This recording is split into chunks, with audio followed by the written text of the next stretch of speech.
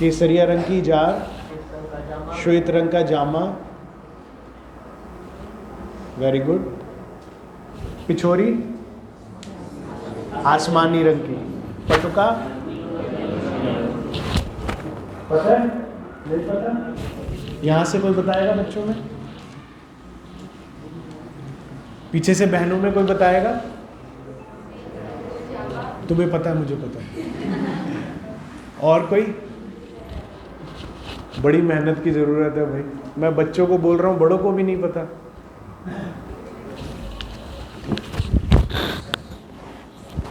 यही तो है समस्या। राज्य का श्रृंगार, वस्त्रों का। हाँ जी, धवल को पता है, मुझे पता है। हाँ, आशिक भाई बताएंगे।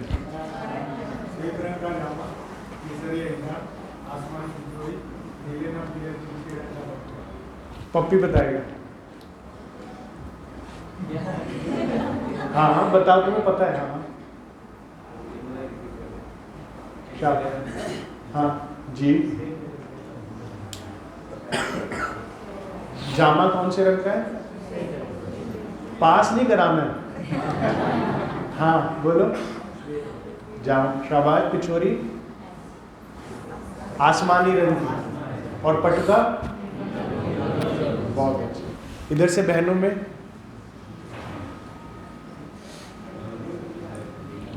बहुत मेहनत की जरूरत है भाई।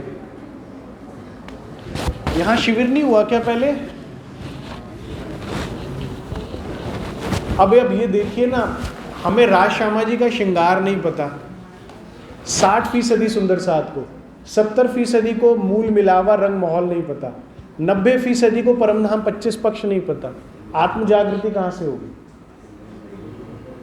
यही तो ब्रह्म ज्ञान है ना। सागर श्रृंगार परिक्रमा, हमें ये ही नहीं पता। बस ये पता है कि कितनी परिक्रमाएं करने से मन्नत पूरी होती है। वालो मेरा रस का पाठ सबको याद होगा कि हाँ, ये करने से दुख दूर हो जाता है। हाँ, वो जारे धनी धनवट करे भी पता होगा, वो भी मैं पूछूंगा, सबको आता होगा। जिससे काम बनता उतना ही बहुत है क्या? नहीं सुंदर साथ जी, ये फर्स्ट एड किट है, जरूरी होती है, घर में होना जरूरी है, लेकिन ये इलाज नहीं है। मैं हृदय से चाहता हूं कि हम में से कोई भी सुंदर साथ चाहे शारीरिक या मानसिक कष्ट ना उठाए जीवन में, किसी को भी दुख ना देखना पड़े। लेकिन दुख से अगर हम पीछा छुड़ाना चाहते हैं तो एकमात्र उपाय आत्म जागृति है। अगर इसके अलावा कोई और उपाय होता तो यकीन मानिए मैं भी नहीं होता यहाँ। मैंने सारे उपाय ढूंढ के देखे कि जीवन में राज्य के लिए मेहनत ना करना पड़े और जीवन सुखी हो जाए। मेरी प्रायोरिटी में सबसे लास्ट में थे राज्य, लेकिन कहीं सुख है ही नहीं। दुख आपका घर छोड़कर जाएगा ही नहीं जब तक आत्म जागृति नहीं होगी। कोरोना काल में एक बच्ची का मुझे फोन आया, वो 12वीं में थी कि कॉलेज में थी। उसने रो रो के मुझे बताया कि उनके फादर पहले ही नहीं थे और कोरोना में उनकी मदर भी एक्सपायर हो गई। अब 2 बहनें हैं, वो एक 10वीं में एक 12वीं में। उसका रो रो के बुरा हाल, कहती राज्य ने मेरे साथ ऐसा क्यों किया भैया? दोनों माँ बाप का साया नहीं रहा ना सर पे। रो रो के बुरा हाल। अब कैसे समझाऊं उसे, मैं क्या समझाऊं? मैंने राज्य का ध्यान किया, फिर मैंने उसको जवाब दिया। मैं कहा बेटा, अगर तुम्हें इस बार का दुख हो रहा है ना, राज्य इसीलिए तो कह रहे हैं कि मैं भाई कब से लगा हुआ हूं, मेरी फेरी लगी रहेगी जब तक रूहें नहीं जगेंगी। तुम इस जन्म का याद है, मुझे तो पिछले जन्मों का भी याद है कि तुम रोए हो ऐसे ही। हर जन्म में हमने अपनों को खोया होगा ना, और अभी चल के आगे चल के शायद विवाह भी करोगे, बच्चे भी करोगे, फिर आगे भी तो खोओगे। ना रो, अगले जन्म में ना रो या इस जन्म में आगे ना रो, इसीलिए तो राज्य लगे हुए हमारे पीछे। आत्म जागृति कर लो। हमें सब समझ में आ रहा है, ये क्यों नहीं बात समझ में आ रही अपने भले की, कि एक बार की मेहनत है। देखिए दुनिया में क्या बोलते हैं, रिटायरिंग एज क्या होती है? 60। 60 साल में रिटायर हो जाते हैं, फिर पेंशन देती है। जहाँ भी आप काम कर रहे हैं जीवन आराम से गुजरता है। हमारी निजानंद संप्रदाय की रिटायरिंग एज पता है क्या है? 40। 40 तक सब परमहंसों ने मेहनत किया, धनीदेव चंद्र जी ने, इंद्रावती जी ने, सभी परमहंसों ने आत्म जागृत, और उसके बाद फिर राज्य का लाड शुरू हो जाता है। पहले आप राज्य को रिझाओ, लग जाओ ना एक बार। अब जैसे मैं 40 का हो गया, मुझे इतनी चिंता हो रही है कि मेरी उम्र हो गई, मेरी आत्म जागृत नहीं हुई है। अब तक तो हो जाना चाहिए था, मैं लेट हूं, बहुत लेट हूं। मेरी उम्र तक पा लिया था देवचंद्र जी ने राज्य को, मेरी उम्र तक पा लिया था इंद्रावती जी ने राज्य को हफ्सा में। एक बार मेहनत करके हम अपनी आत्म जागृत करें और उसके बाद फिर राज्य लाड करते जाएंगे और हम मौज करेंगे। हम हक में और हक हम में और हक बिना सब। एक बार मेहनत कर लो ना, नहीं? और उसके लिए बेसिक है। मैंने आज सोचा था कि मैं आप लोग कारण महाकारण वगैरह ये सब लूंगा, लेकिन राज श्यामा जी का श्रृंगार नहीं पता, कारण महाकारण तो कहाँ जाऊंगा। चलिए, अब बहनों में कौन बताएगा राज्य का श्रृंगार वस्त्रों का? जबकि सेवा पूजा में भी बोला जाता है, इतना तो पता होना चाहिए था। ठीक है, चलिए मेरे साथ सब बोलेंगे, सबको याद हो जाएगा। ठीक है, सब बोलेंगे मेरे साथ, कोई भी संकोच नहीं करेगा। ये मूल बागा की बात हो रही है, इसको बोलने भर से ही आत्मिक लाभ होता है, संसारिक लाभ होता है। ठीक है, केसरिया रंग की इजार, केसरिया रंग की इजार, केसरिया रंग की इजार, श्वेत रंग को जामो, श्वेत रंग को जामो, व्हाइट रंग का जामा है, केसरिया रंग की इजार है। नीलो ना पीलो बीच के रंग को पटको, मेरे साथ बोलना, नीलो ना पीलो बीच के रंग को पटको। आसमानी रंग की पिछोरी, पिछोरी जैसे मैंने ले रखी है ना, ऐसे राज्य लेते हैं आसमानी रंग की। और सिंदूरिया रंग की पाग, सिंदूरिया रंग की, सिंदूरिया रंग की, लाल रंग की, गौर वर्ण पे लाल की सिंदूरिया पाग इतनी सुंदर लगती है ना, कॉम्प्लीमेंट करता है बालाजी के कॉम्प्लेक्शन को जो पाग उन्होंने पहनी है। सुंदर केश पाग में से निकल के कंधे तक आते हैं, क्या सुंदर स्वरूप है। अब श्यामा जी का भाइयों में कोई बताएगा? जामा, तुम्हारी डायरी कहाँ है जिसमें तुम कल लिख रहे थे? कहाँ? हवाई जहाज बना दिया? फिर गाड़ी में क्या कर रही है? उसमें से देख के ही बता देते। हाँ बताओ, श्यामा जी का श्रृंगार बेटा। मैंने कहा था अच्छे से नोट्स बनाओ। हाँ,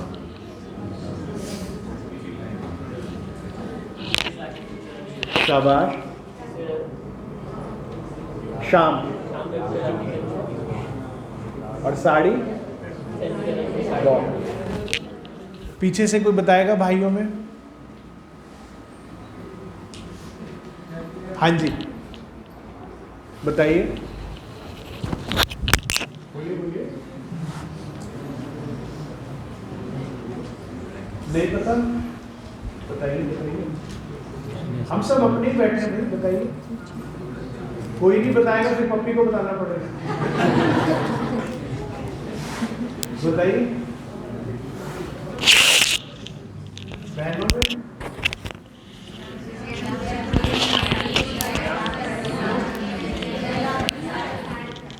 मिलके सब पास हो जाते थे, एक भी कोई नहीं बोलता। आगे से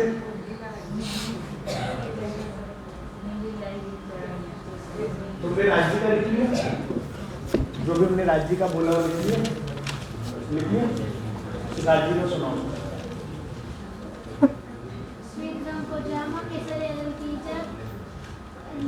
आसमानी रंग की पिछोरी, नीला ना पीला बीच के रंग को पटुका। बहुत अच्छा, बहुत अच्छा।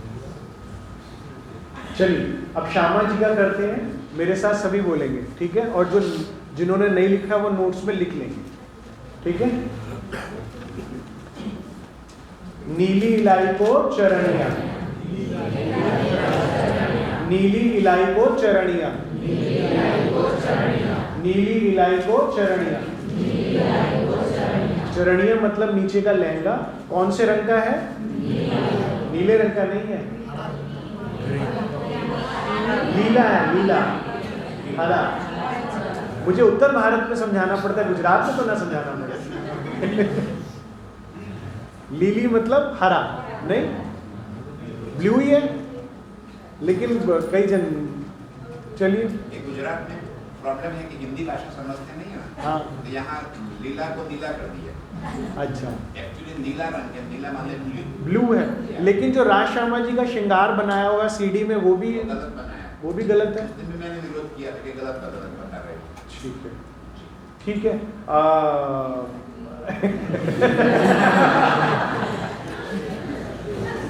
नीली लाई को चरनिया।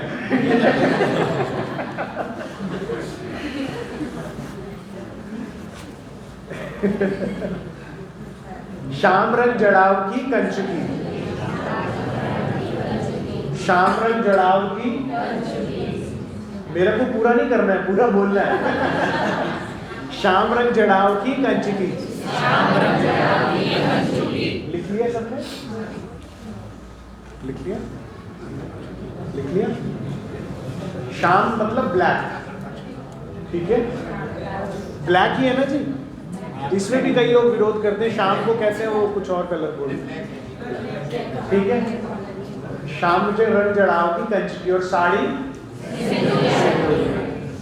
मैं आप सबके चरणों में प्रार्थना करता हूँ, ये मूल बात है, ये याद रखिए, अब नहीं भूलिए, ठीक है। लिख लीजिए, जिसने नहीं लिखा है बाद में कॉपी लेके लिख लीजिए। जितने भी परमहंस, मैंने द्वारदास महाराज जी का सुना है, वो कॉपियां बनवाते थे, सबको लिखवाते थे, और इसी बहाने सुंदर साहिब जी कुछ तो अंदर सत्य जाएगा। मैं आपको सच बता रहा हूं, अच्छा समय हो या बुरा समय हो, युगल स्वरूप को सदैव याद रखें। हमारी जड़ें जो है ना, हमारा मूल क्या है। अभी मैंने विषय तो बड़े गहरे गहरे लेने थे, मैं ले नहीं पा रहा क्योंकि बेसिक सुंदर साहब को नॉलेज नहीं है। नहीं तो मैंने सोचा था कि ये विषय भी लेना है कि दुख का कारण क्या है। हम निजानंद संप्रदाय में, कितना सुंदर संप्रदाय है, निज से ही आनंद पैदा होता है। हमें बाहर आनंद ढूंढने की जरूरत नहीं है, हमें कहीं बाहर जाने की जरूरत नहीं है, निज में ही आनंद पैदा होता है हमारा, निजानंद। लेकिन निजानंद में मैंने देखा सबसे ज्यादा दुखी है। क्या कारण है? दुख का कारण क्या है, कोई बता सकता है? हमने मांगा था दुख, वेरी गुड आंसर। हमने दुख मांगा था इसलिए दुखी है। अभी भी मांग रहे हैं हम दुख, अब तो नहीं मांग रहे लेकिन फिर भी दुखी है। भाई मंदिर में तो जाते हैं, हर कोई यही कहता है ना, राज्य हमें सुखी करो, लेकिन दुखी है ना, फिर क्यों? वो तो हो गई ना बात। वो मांग लिया, देख लिया, अभी भी दुखी है, कारण हाँ क्या? खेल को सच मान के, वेरी गुड। और क्या कारण है, हम दुखी क्यों है? भाई जो सुखी होना चाहता है वही बताए दुखी क्यों है। जानेंगे कि कहाँ चोट लगी है तभी दवाई लगेगी ना। क्यों दुखी है हम? आत्म जागृति, क्या बोला? बाहर ढूंढते आत्म जागृति नहीं, आत्म जागृति तो खुद की ही है। और माया देखने आए थे पर खेल रहे हैं। माया देखने आए थे मगर खेल रहे हैं, मतलब देखने आए थे, इसमें बहुत इन्वॉल्व हो गए हैं, वेरी गुड, इस वजह से दुखी है। और श्यामा क्यों दुखी है? इच्छाएं बढ़ती जा रही है, इच्छाएं बढ़ती जा रही है। किसकी इच्छाएं बढ़ती जा रही है? संसार की, राज्य की? संसार की। राज्य की इच्छा बढ़ती तो दुखी होते नहीं होते। श्री श्यामा जी वर सत्य है, सदा सत्य सुख के दाता, ये तो सच्चे सुख देने वाले हैं। वो इच्छाएं होती तो नहीं दुखी होते, यहाँ की इच्छाएं बढ़ती जा रही है, ये भी कारण है। हाँ बोलिए सागर।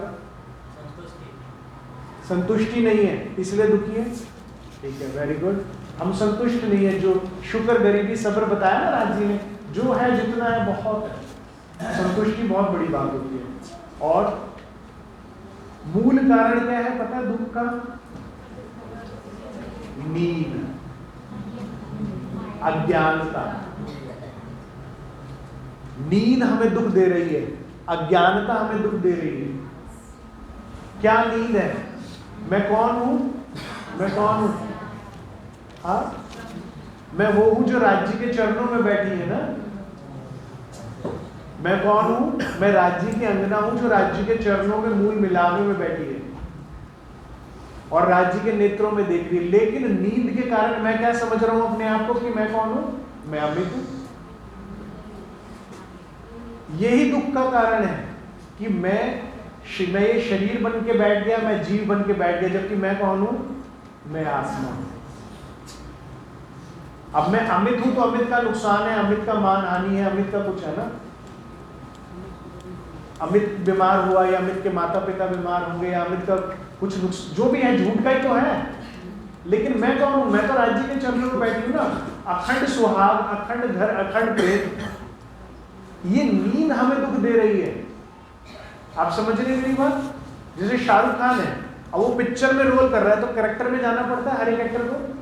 तो क्या है, उसकी माँ मर गई है, उसकी बहन किडनैप हो गई है, उसके पिताजी को गुंडे उठाकर ले गए हैं, कुछ कुछ ऐसा हो गया। तो जब कैरेक्टर में तो वो दुखी है, ठीक है, बहुत गरीब है, और वो किरदार में से जब बाहर आता है और जाता तो अरे मेरा तो बंगला है इतना बड़ा है, मेरे तो इतना प्यार करने वाली पत्नी है, बच्चे सब सुखी है। असल में तो कुछ नहीं हुआ ना शाहरुख खान के साथ, किरदार में हुआ है। असल में तो क्या है, 9 भोग 10वीं आकाशी हमारा घर है, इतना प्रेम करने वाले धनी है, सब कुछ सत्य जो है वो सुंदर ही है। नींद अज्ञानता में, इस स्वप्न में ये हो रहा है जो हो रहा है।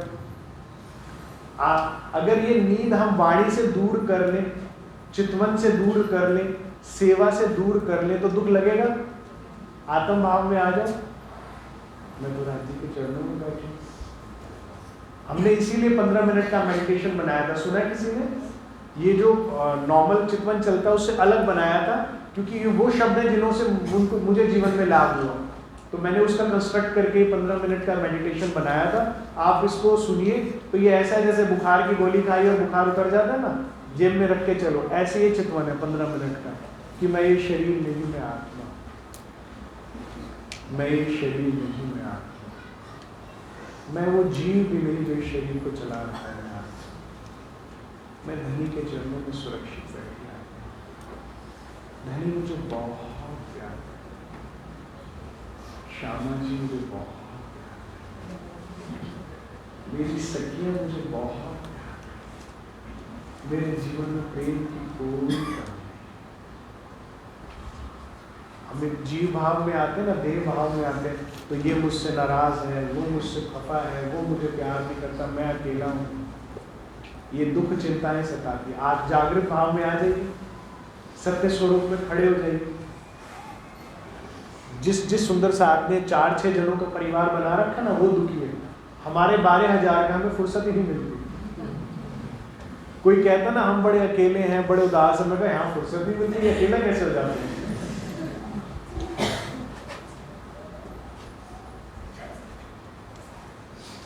चलिए ना, हर संध्या को चलिए पाठ घाट पे, मारा वाला जी चलो जमुना चल जी, पाठ घाट की जोड़ी में जहाँ रामत कीजिएगा। हर संध्या को वहां जाइए। मैं कह रहा हूं यहाँ क्यों बिताते हो अपनी शामें? अपनी शाम पाठ घाट पे बिताओ ना।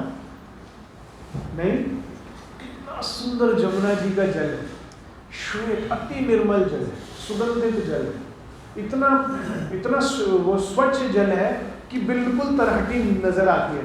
जमुना जी की तरहटी कितनी गहरी है?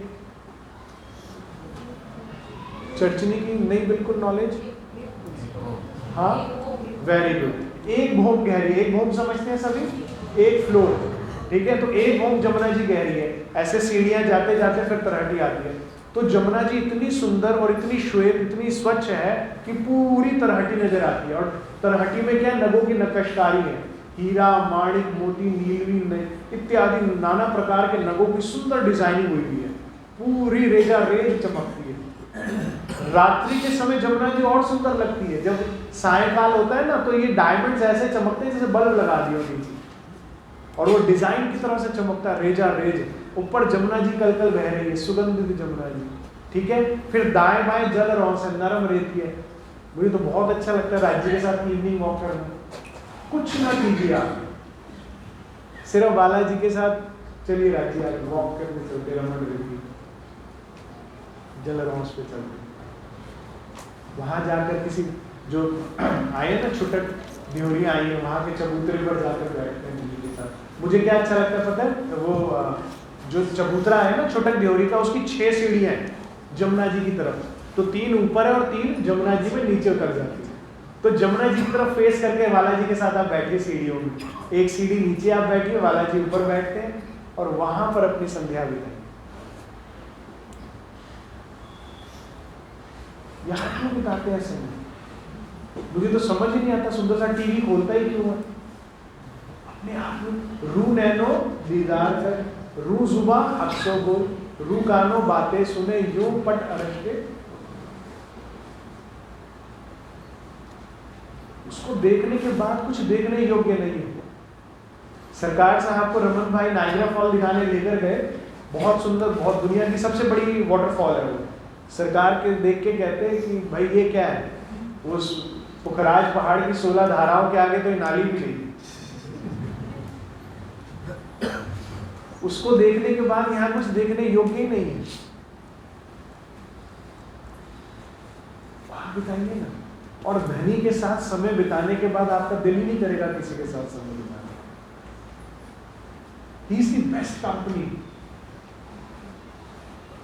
दुनिया की बेस्ट कंपनी है राज्य की। मैं कैसे बताऊं, मेरे को शब्द नहीं मिल रहे। एक बार आप राज्य के साथ समय बिताइए, उसके बाद आपका दिल ही नहीं करेगा उनको छोड़ने का और कोई और आपसे बात करे। मैं दिल से रिक्वेस्ट करूंगा, मॉर्निंग होती है तो जाइए ना रंग प्रवाली में बालाजी को उठाने के लिए, प्यार से बोलिए ना, उठो रे प्यारे दिया, कितना सुंदर नाम है बालाजी का, नवल विलासी, नए नए विलास करने वाले। आपके सोने से उठने से पहले 100 लाड दिल में लेकर बैठते हैं राज्य कि आज रुको ये लाड करना, ये सरप्राइज देना है। दुनिया में तो कोई 1 या 2 बार सरप्राइज देता, फिर धीरे धीरे बोर हो जाते हैं।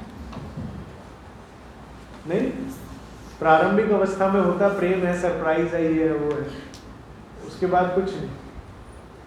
राज्य रोज नित नवतन लीला करते हैं, नए नए विलास अनादिकाल से कर रहे और कभी भी रिपीट नहीं करते।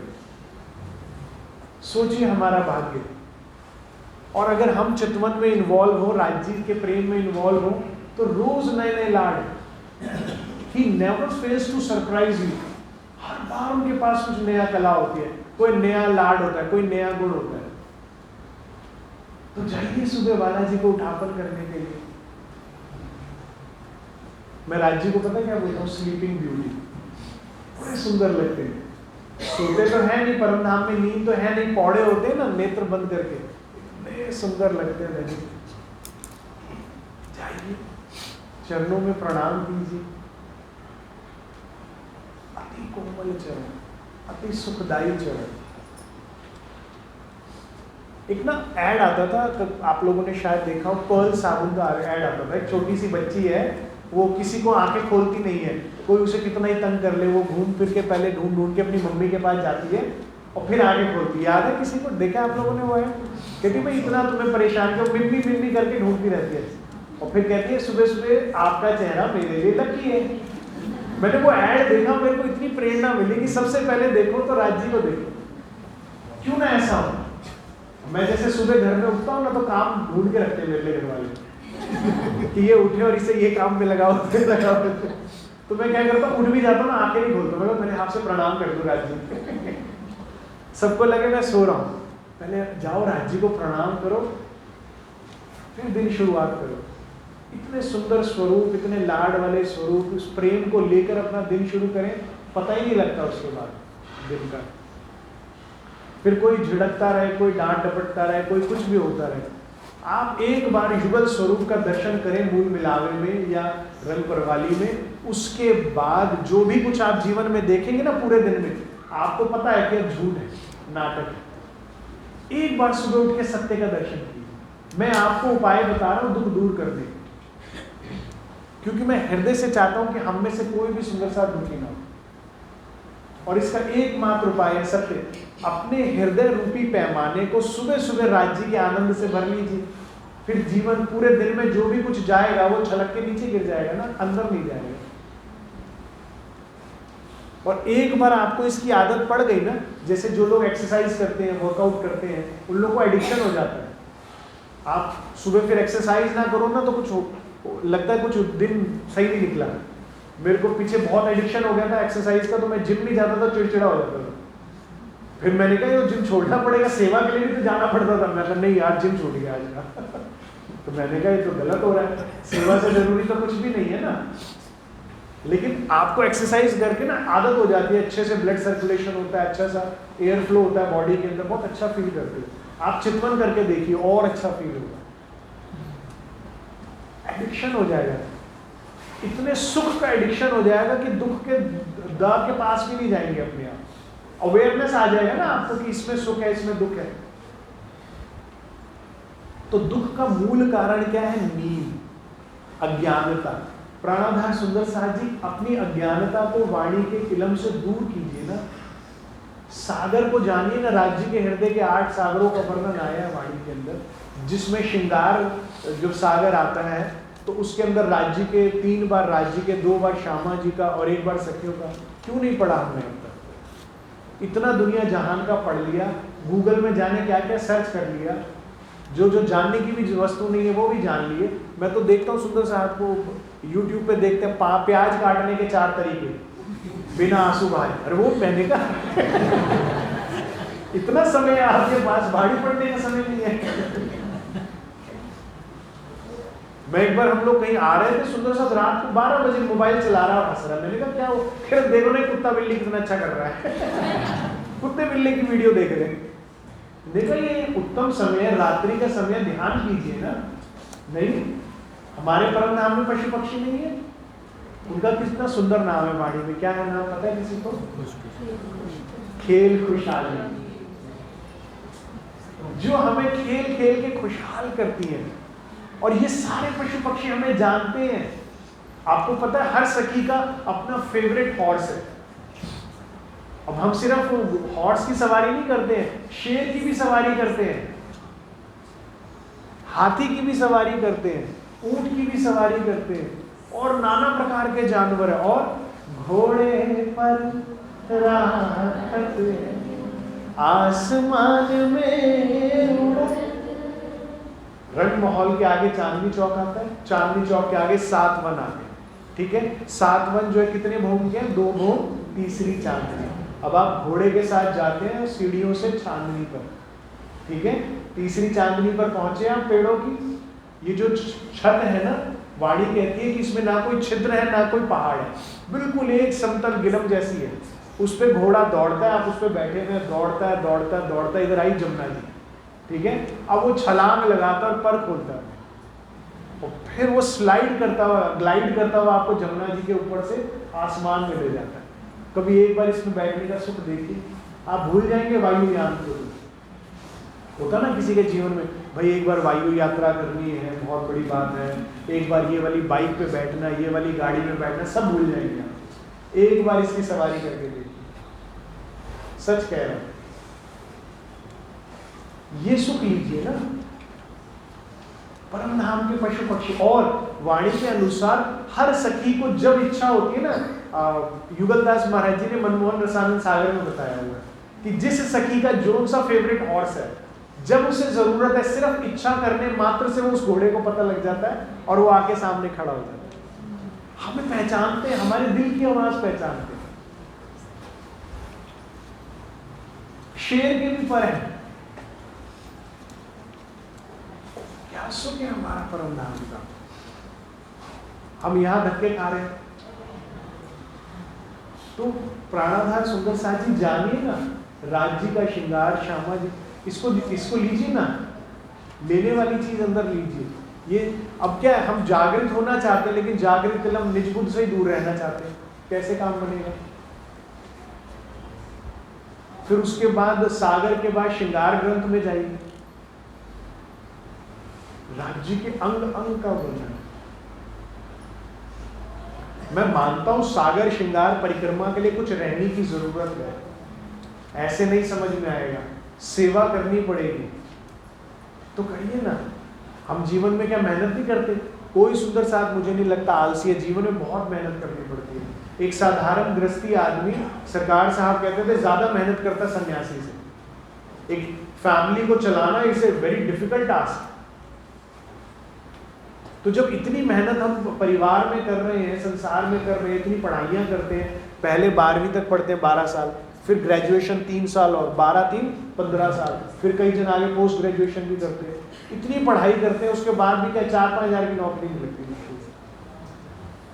और जिन जिन ब्रह्म मुनि परमहंसों ने राज्य को पढ़ लिया, जैसे बड़े महाराज जी, परमहंस रामरतन महाराज जी के लिए आता है कि वे घर से तो निकले राज्य की प्राप्ति के लिए, लेकिन जब काशी पहुंचे ना तो दिल में आया कि कुछ इलम ही ले ले।